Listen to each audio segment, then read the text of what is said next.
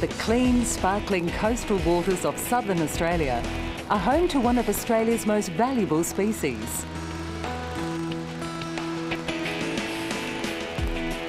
The Australian Southern Rock Lobster. Each year, the Australian Southern Rock Lobster fishery accounts for about $200 million in export revenue, sending more than 4,000 tonnes overseas. More than 90% of the catch is sold to markets in Southeast Asia, the United States and Europe. The fishery generates about $500 million each year in business activity and provides income and long-term careers for thousands of people in a wide variety of occupations. The economic foundations of many regional centres are built on the financial contribution of the rock lobster industry. The key to our long-term success is best practice. The way we set our pots, the way we handle the lobster on deck and on shore, the way we take care of the fishery and interact with other marine animals, and the way we take care of our own health and safety are all vitally important aspects of best practice.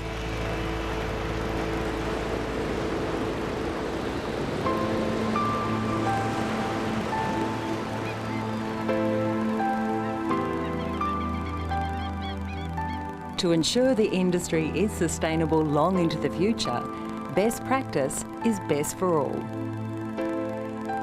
Over the past 5 years, the value of southern rock lobster exports has increased by 70%, yet the tonnes harvested have remained stable. This means that we're delivering a consistently high-quality product to world markets while protecting the sustainability of the species. The Australian Southern Rock Lobster industry has recently introduced one of the world's most stringent best practice accreditations for lobster harvesting, the Clean Green Program. The aim of the Clean Green Program is to ensure that Australian Southern Rock Lobster is the best in the world. The Clean Green Rock Lobster program is about developing a set of standards that cover rock lobster from the time it leaves the water to the time it lands on the plate. And the issues covered include environmental issues, waste management issues, animal welfare issues, stock sustainability issues, and food safety issues.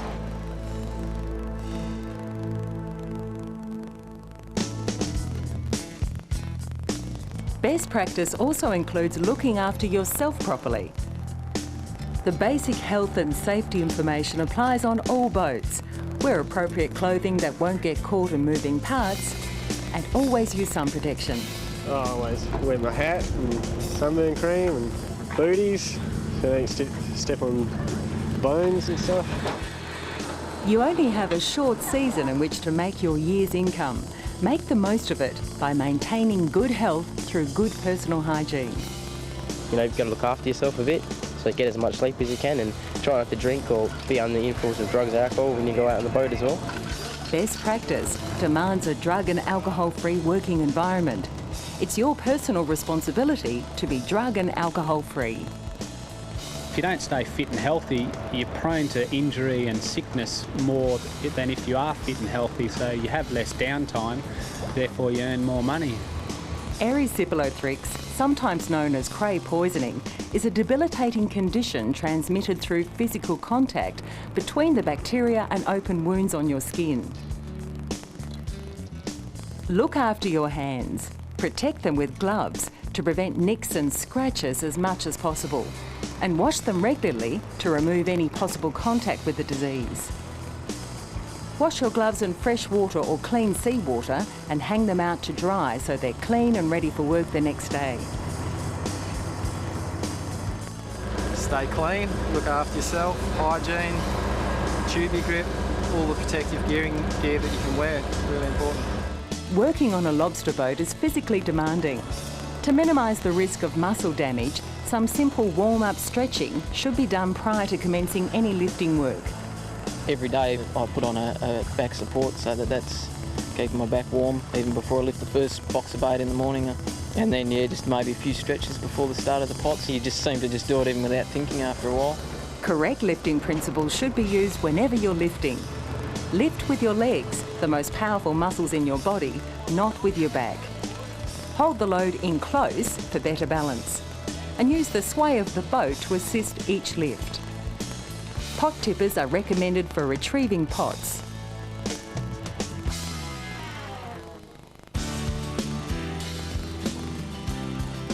The Australian Southern Lobster fishery spans the entire coastline from Western Australia through South Australia, Victoria and Tasmania to Eden and New South Wales. Each state fishery has its own geographic harvesting boundary, and fishermen are licensed and must comply with all laws and fishing regulations, paying special attention to rules for marine parks, reserves and protected areas. To minimise the impact of lobster harvesting on other marine life, the lobster pots must have a minimum mesh size or an escape gap to allow any bycatch and undersized lobster to return safely to the water. To protect the large seal and sea lion populations, protection devices are used in pots when fishing in known seal and sea lion areas.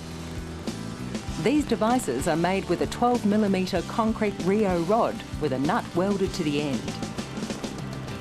The pot with the bar right through the neck will still catch lobsters up to 2.5 kilograms with no discernible decline in catch rate compared with a pot with no device. The shortened rod is used in areas with a high proportion of large lobsters, 4 kilograms plus, and is still very effective. Both devices are unclipped and the rod partially withdrawn to remove catch and rebait. It is very quick and simple. Our fishermen are the eyes and ears of the ocean and know immediately to report any stranded, injured or dead mammals and birds to the RSPCA. But our environmental responsibility doesn't end there. Store all your waste on board and dispose of it responsibly on shore. If more fishermen took responsibility in their marine environment activity of taking plastics home and cardboard home, there will be a greater opportunity for further generations of fishermen.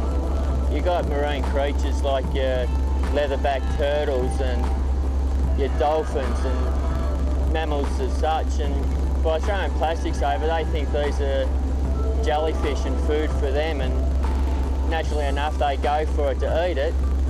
Well, in consequences it isn't a jellyfish and it ends up suffocating them. So you've got to look after the whole ocean by taking home all your rubbish. Put all your oil and oil filters in sealed containers and drop them off at recycling depots on shore. Likewise with bilge rats, which are used to absorb bilge oil while at sea.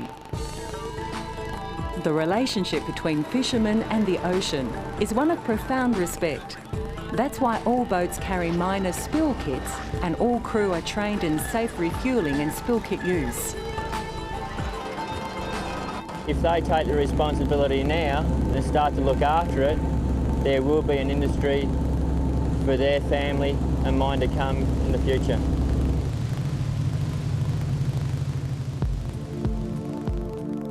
This guy is the Southern Rock Lobster. This is the premium product. This is what I like to use in high-end catering.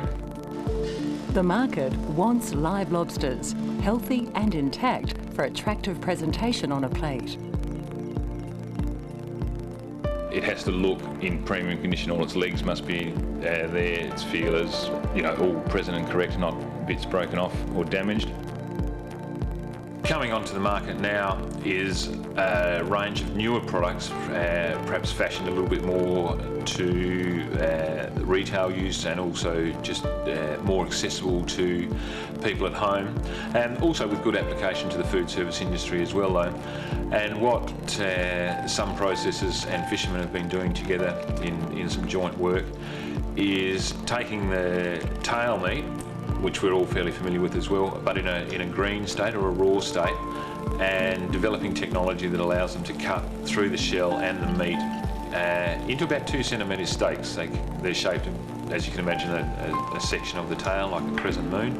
Also, the spider meat, or the head and claws, which is meat that is often left untouched. It really is, I think, very good to see the industry moving in the direction of sensible thinking and packaging to make the lobster more available and accessible for everyone to use. Over recent years, the percentage of rock lobsters fit for live has increased dramatically. This increase is largely a result of greater awareness about the handling and physical characteristics of these animals. To look after the catch properly, each pot should be sorted as soon as it's pulled, so the lobsters spend less time drying out in the wind and sun. When handling a lobster by the antennae or feelers, hold the antennae by the base, not the end, because they're easily broken. Never hold a lobster only by the tail. We prevent the loss of antennae and legs by cradling the fish carefully out of the pot and gently placing it into the holding tank. The less they're handled and the longer they're actually on the boat, and the quicker they're into the tanks, the better they are for export. We all contribute to protecting the stock by ensuring all undersized and egg-bearing females are returned to the sea. Handle the eggy sheaves with efficiency and competence. The boys have taught that from day one. First thing to look after is your stocks. When returning these lobsters to the sea, release them quickly and carefully to increase their chances of survival. We return the undersize back to the water as quickly as possible. There's less stress on the fish, therefore they can go straight back to their natural environment and carry on living until we catch them again. Within 15 minutes out of the water, the lobster's delicate gill structure starts to collapse and the animal gets extremely stressed. It loses water, loses weight, which means it loses market value, and it might not survive long enough to be sold live. Gills are designed to extract oxygen from moving water. In a tank of still water, a lobster will quickly drown. A flow-through live tank using only clean seawater is a must for landing fit-for-live product. If you feel stressed in a crowded room, spare a thought for the lobster. Don't overcrowd the tanks. Segregate larger lobsters as they can harm smaller animals, and make sure there's sufficient oxygen supply at all times. These steps will ensure that the lobsters leave the vessel in optimum condition with minimum stress, realising their highest market value.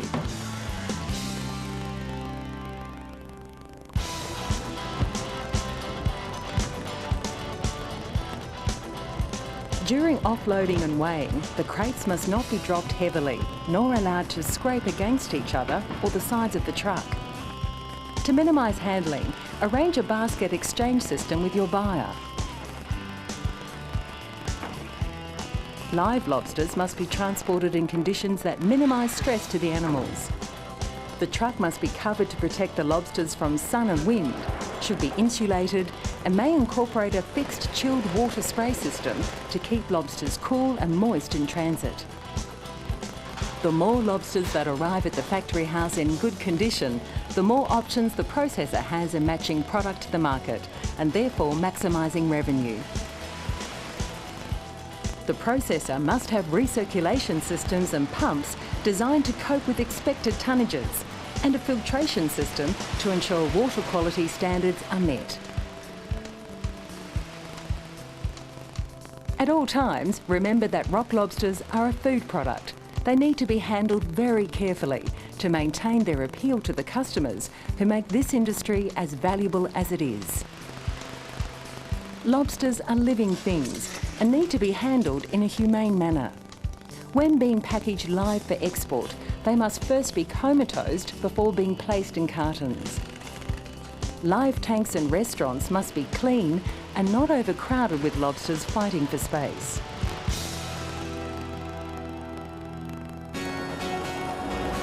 It's a dangerous environment, the old sea, as we all know, and we've got to have good men, good practice on board. It's a really good challenge. Plus it's an outdoor job. The air, the scenery, it's great. You don't get it sitting in an office.